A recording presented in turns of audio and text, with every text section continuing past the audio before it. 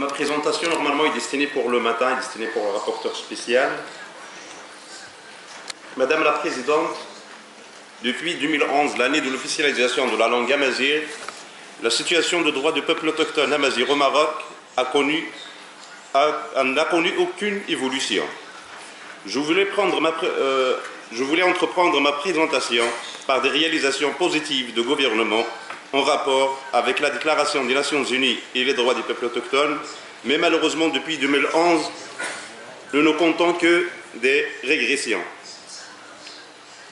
Les Amazirs souffrent toujours de la spoliation de leurs terres par l'État, qui continue à utiliser un arsenal de lois coloniales pour cette raison. Au village de Tadouart, à côté de la ville d'Agadir, 4000 autochtones sont menacés de déportation. Autrement, plusieurs zones autochtones souffrent de l'exploitation des richesses au détriment de la population dans la région, par exemple de la région minière des Médocs, de la province de Tinrir. Les autochtones continuent depuis plusieurs années leur protestation contre l'exploitation de leurs richesses et les conditions inhumaines dans lesquelles elles vivent. Et la même chose pour la région de Rif. En matière des droits linguistiques et culturels, et à partir de 2011, à nos jours, l'officialisation de la langue amazigh dans la nouvelle constitution est gelée.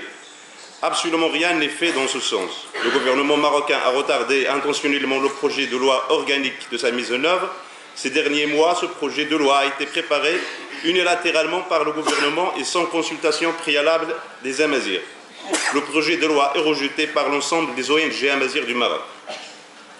Par rapport au droit à la vie et au droit à la santé, l'offre de soins dans les régions Amazirs reflète nettement les grandes inégalités et inéquités d'accès aux soins et au droit à la santé. Plus que 50% de l'offre de soins au Maroc, il existe entre Rabat et Casablanca. Les régions habitées par les Amazirs souffrent profondément d'une médiocrité de l'offre de soins en quantité et en qualité. Le décès de la jeune fille Idia, autochtone Amazigh au sud du Maroc, est un exemple parmi plusieurs autres qui doivent parfois parcourir de 200 à 400 km pour trouver le soin adéquat. Nous recommandons donc à l'État marocain de stopper son programme et ses plans de délimitation, de spoliation et de dépossession des autochtones de leurs terres. Le respect des lois coutumières doit être une partie de la solution de la problématique. L'État doit arrêter sa procédure contre les autochtones à Tadouart et trouver une solution urgente pour les autochtones à Amidr et au Rif à travers un dialogue constructif. Nous incitons le gouvernement marocain à revoir ces deux projets de loi organiques relatifs respectivement à l'officialisation de la langue amazigh et à la création du Conseil national des langues et de la culture marocaine. Nous incitons le gouvernement à inviter le rapporteur spécial à rencontrer les défenseurs du droit du peuple amazigh au Maroc afin d'approcher mieux leur situation. Je vous remercie, Madame la Présidente.